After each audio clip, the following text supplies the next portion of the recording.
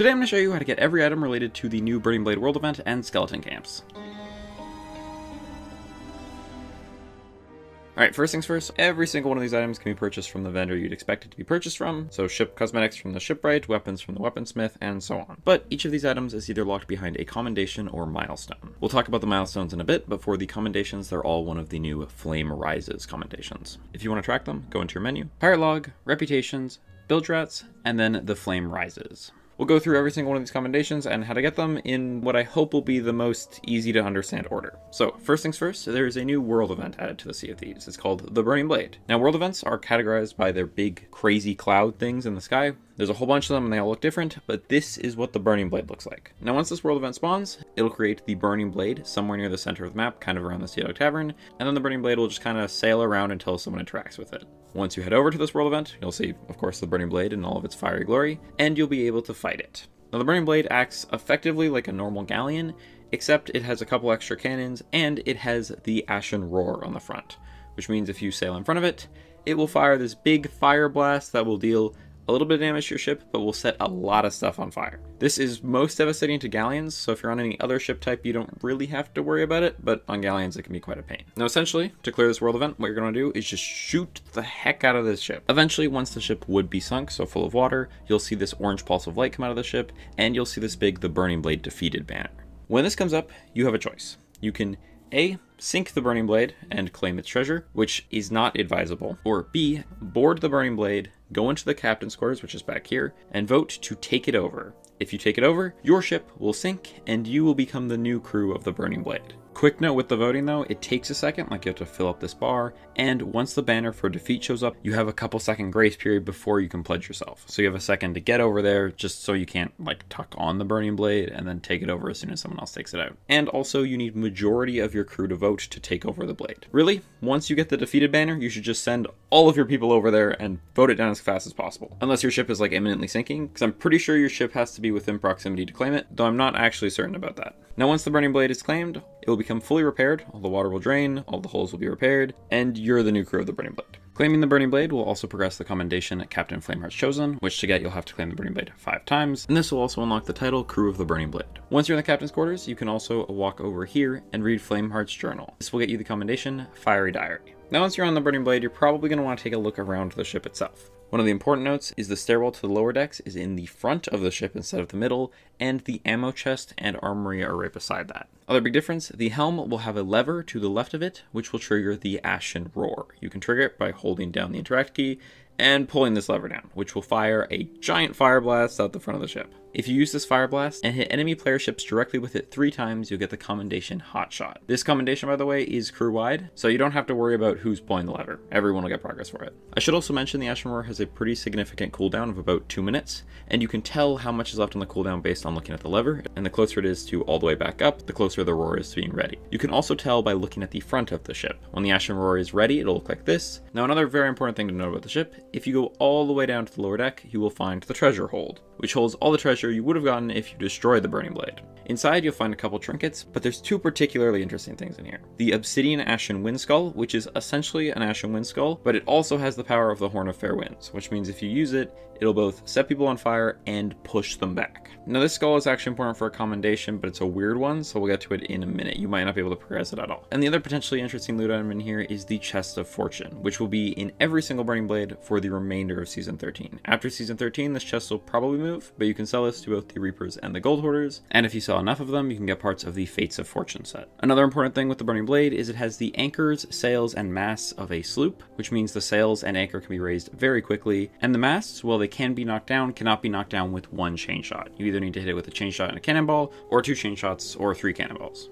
Though it does have the helm of a galleon, which means it still has a pretty slow turn radius. And it also has 2 ladders on either side, one in the normal place, and then one that will lead to the balcony at the back of the ship. Okay, last important thing here, if a player crew is in command of the Burning Blade, then when it sinks for good. Once a player crew claims it from the skeletons, that player crew has it until it sinks, and then it's off the server. So there's no claiming it from another player crew. And when the Burning Blade sinks, the previous crew that was on it will just respawn with their previous ship somewhere else on the server. Now, last important thing, if you're going for the Burning Blade, do it on a captain ship and equip the Athena's Fortune Emissary. Now, regardless of if you intend to take the Burning Blade or destroy it, you want to make sure you have both of these things checked. You want to make sure you're on a captain ship so that you can progress the milestone Burning Blades Vanquished, which if you want to track, you can go into your menu, Ship's Log, Milestones, Pirate Milestones, and then under Feared at the very bottom you can find Burning Blades Vanquished, which at various levels will allow you to purchase various versions of the Scourge of the Seas painting. And this milestone will count up every single time the Burning Blade Defeated banner pops up, which means it'll count even if you defeat a skeleton crew and then take over the ship yourself. And the Athena's Emissary is important for one of the bigger commendations, Sizzling Sinker. This commendation requires you to, as an Athena's Emissary, sink a Burning Blade crewed by other players. Now the reason I'm saying to equip an Athena Emissary, regardless of whether or not you intend to take it or not, is because if you intend on taking it and someone steals it from you, then if you happen to have an Athena's Fortune Emissary, you can sink it and progress Sizzling Sinker. And this commendation is what unlocks the entire Obsidian Bone Crusher ship set, so this is an important commendation. This commendation is also graded. Each time you unlock a new grade, you'll unlock a new piece of the ship set,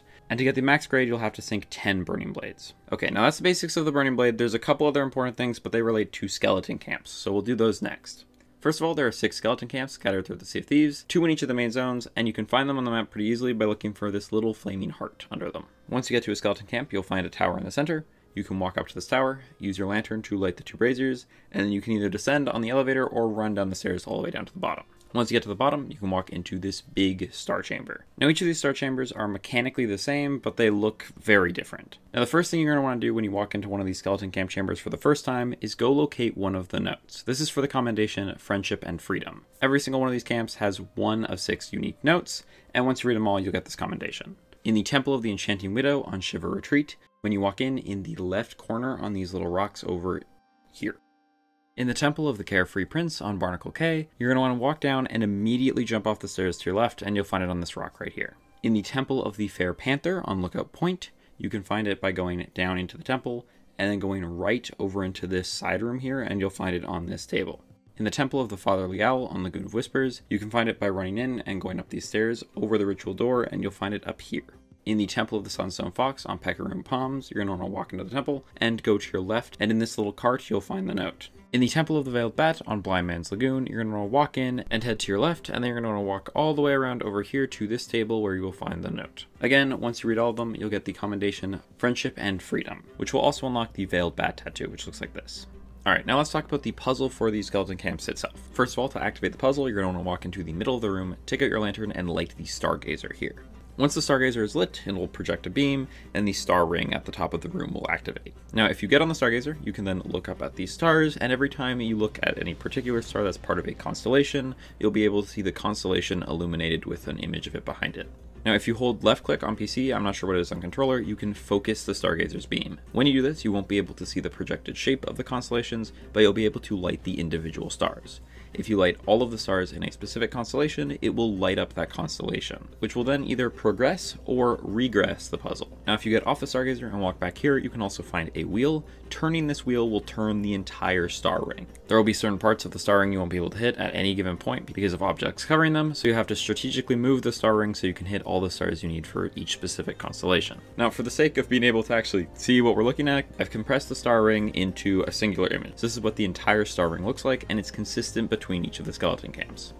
Now, the star ring has a whole bunch of constellations on it. 6 of them are major constellations, these 6, which are the Panther, the Fox, the Owl, the Spider, the Bat, and the Butterfly. And then there are what I'm calling the minor constellations, which are the Fish, the Turtle, the Eagle, the Arrow, the Bear, and the Feather. Now, within this room, you'll be able to find various tumblers. When you activate the Stargazer, these tumblers will spin and reveal specific constellations. Around the outside of the room, you'll be able to find ancient stone coffers. These will be either in the corners or above the big door at the far side of the room. I think most skeleton camps have 4, but a couple of them have less than that. Each of these coffers will have one tumbler above them that will have one of the minor constellations. If you then use the Stargazer, focus the beam, and light all the stars in that minor constellation, it'll cause the stone coffer to open, revealing a couple piles of gold, and more importantly, it'll progress the commendation Starry Secrets. For this, you'll have to open 20 stone coffers. And you can ignore these coffers, by the way. They aren't related to the main puzzle. They're just kind of an extra thing that you can use to get gold and the commendation. Now, the more important tumblers are the ones directly across from the Stargazer, these 3. 3, which will all show some of the major constellations. Each time you light one of these major constellations, it'll light up on that tumbler, and once you light all 3, it will go to the next phase of the skeleton camp puzzle. An important note with the constellations, if you make too many mistakes, as in you hit a star that isn't in the constellation you're trying to get, or you activate constellations that aren't on any of the tumblers, then it can cause all of the constellations to go dark, meaning you'll have to do all 3 of the big constellations again. Once you light all 3 of the major constellations,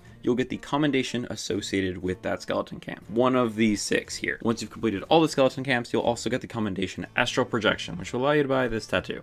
Now, once you finish the temple puzzle, there's 2 things that can happen. If you're not a member of the Burning Blade crew and are just sailing on your own ship, Obsidian skeletons will rise from the ground and attack you to defend their ritual. You're gonna have to take out these waves of Obsidian skeletons, which at the very end will include a captain. Once you defeat all of these skeletons, the doors will open, revealing the ritual room. You can then walk up here and stop the ritual. Stopping the ritual, if you are an emissary other than Reaper's Bones, will progress the commendation Contented Constellations, which will unlock the Obsidian Bone Crusher clothing.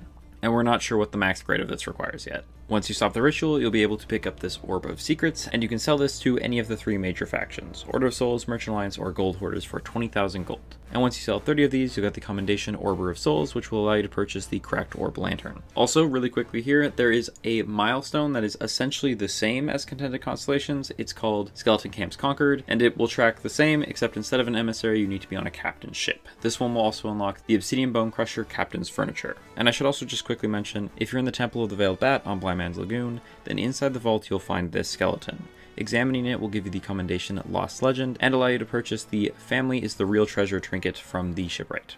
Now, if you are a member of the Burning Blade crew, something different will happen. Instead, when you finish the puzzle, the doors will simply slide open and reveal the ritual room. You're then going to want to walk in and light the braziers around this table. Then, if the Burning Blade is close enough to the skeleton camp, you gotta keep the Burning Blade close, then you can complete the ritual, which will then blow up the orb and empower the Burning Blade. Now, when you do this, 2 things happen. You may have noticed that there is an Obsidian skeleton crew on the boat that will help you out with basic repairs and cannoning. Those skeletons actually have a limited respawn. So basically, once a skeleton dies, it'll respawn, but you only have a certain number of respawns before you just kind of run out of skeletons, which means when you're fighting the Burning Blade, it's a very effective tactic to just kill all the skeletons. Now, the thing is, when the Burning Blade is empowered, all of these skeletons just reset, so you get your full crew of Obsidian skeletons back into power. Now, as well as that, if you look on the map, if the Burning Blade is crewed by players, there'll be a number counter beside the Burning Blade like this, and that is the ritual counter. This is important for one of the bigger commendations called Feeding the Fire. For this commendation, you'll have to reach a ritual streak of 4 while in command of the Burning Blade. Each grade of this commendation will unlock a new piece of the Burning Blade Reborn ship set, and to get the max grade of this commendation, you'll have to do this 10 times. Now, once you've powered up the Burning Blade to your satisfaction, you want to head back to the Reaper's hideout and go into the main building, go up to Flameheart, and at this little table, you can vote to return the Burning Blade. Once you do this, the Burning Blade will disappear. It's essentially as if it's just sunk, and none of your supplies will surface. So if you want any of the stuff on it, any of your supplies, grab it. Treasure will come up, not anything that was in the barrels. Now, once you return it, you will get a lot of gold, 14,000 base, plus 26,000 for every single temple you completed. This can add up fast. Plus, you then get the Reaper's Emissary bonus added on top of that. And all of that gold will count towards the milestone gold earned from returning the Burning Blade to Flameheart, which at various levels will allow you to purchase versions of the Eye of the Forgotten trinket. And this milestone can be found in the same menu as before, except in the Gold Seeker tab. Now, one other important thing with the Burning Blade, if it sinks at any point, I said it would drop everything in the hold, but it actually drops everything in the hold and a new weapon called the Blade of Souls. This effectively acts as a sword that will set people on fire, but it can be sold to Athena's Fortune for a pretty penny, which is, I believe, 10,000 gold by default, plus 11,500 for every ritual completed. So again, you can see this on the map, so you'll know how much money that blade is worth. Now, actually, selling a blade that has 3 or more rituals in it will progress the commendation Secretive Stash. Now, each grade of this commendation will unlock more of the Obsidian Bone Crusher weapons, and for the max grade, you'll have to sell 20 Blades of Souls burning with at least 3 rituals. Once you get this and Sizzling Sinker, you'll also get the Defender of the Pirate's Life and Defender of the Pirate's Life title. And then one more kind of miscellaneous commendation is Ritual Recovery. For this one, you'll have to, as the Burning Blade crew, steal an Orb of Secrets from a different crew and then sell it to the Reaper's Bones. And this commendation will unlock the Shattered Reaper's Mask. Okay, now we're almost done, but there are a couple more commendations that are special. They require you to have the Skeleton Curse equipped. If you don't know what the Skeleton Curse is, it's related to the PvP mode of the game Hourglass. It's kind of complicated, so I can't explain it in this video, and I currently don't have a guide for it, but once I do, I guess I'll link it in the description. But if you don't know what it is, you can just look up like how to get the Skeleton Curse Sea of Thieves. Now these next 4 commendations require you to be wearing the Skeleton Curse. So I would actually just recommend wearing the Skeleton Curse all the time while you're on the Burning Blade. Just don't take it off. Now, these commendations all unlock new skeleton cosmetics that can be purchased from the Bonesmith. Now, an important detail with these new items is they require both a commendation and an allegiance level. Each of the items of a specific type will be locked behind one commendation, and then they'll have variations of that piece that require different amounts of allegiance. So for instance, we have our first commendation, Flaming Foes. For this, you have to set players on fire with the Obsidian Ashen Windskull 50 times. Basically, take that Obsidian Ashen Windskull you found in the bottom of the Burning Blade and just fire it at people. Basically, hold it down, fire at them until they go to the ferry, and you should get like 10 points. I think it tracks 1 point every single time you would set them on fire, even if they are on fire already, or if they're underwater. It also counts underwater for some reason. And also with this one, you can steal the Obsidian Ashen Windskull from the Burning Blade crew and then use it on them, and this will also count. Now, if you do that 50 times, you get the commendation Flaming Foes, which will allow you to purchase 4 different skulls from the Bonesmith. But these 4 skulls also require an allegiance level of 205, 225, 270, and 310. So again, you'll need both the allegiance and the commendation. The next commendation is Envious Envoys. This one requires you to, as a member of the Burning Blade crew, and while wearing the Skeleton Curse, defeat 25 Athena's Fortune emissary players. This commendation, as well as the last one, are personal, which means it only progresses for you specifically. For this, just basically hope that Athena players come and attack you while you're on the blade, and then take them out. The same player will count multiple times, so theoretically you could get this entire commendation just from fighting one crew. And also, this one will unlock 3 sets of skeleton lower bodies. The next commendation is Bare Bones. For this, you just have to complete 10 rituals on the Burning Blade as a skeleton. So basically just go about your Burning Blade business while wearing the curse. This will unlock 3 new torsos, again with various allegiance levels. Then the last and hardest commendation is Playing the Part. This will require you to get the Burning Blade to an 8 ritual streak, which means you have to take over the Burning Blade and then do 8 rituals. And then, as well as that, you have to return the Burning Blade while wearing the Skeleton Curse. You'll have to do this 10 times, and once you've done that, you'll get the commendation Playing Your Part. At Allegiance 210, we'll unlock the Obsidian Bones, and Allegiance 500 unlock the Seared Obsidian Bones, the 2 new bone colors. And also, once you've completed Feeding the Fire and Playing the Part, you'll also get the commendation Loyalist to the Flame, as well as the accompanying title. Oh, that was a lot. Anyway, that is pretty much everything. If you have any questions, you can leave them in the comments. I will try to answer them as soon as possible. If you found this video helpful, if you wouldn't mind leaving a like, that'd be great. I post see these guys like this all the time, so if that sounds like something that'd be interesting to you, if you would consider subscribing, that'd be not. And I'll see you guys next time. Bye.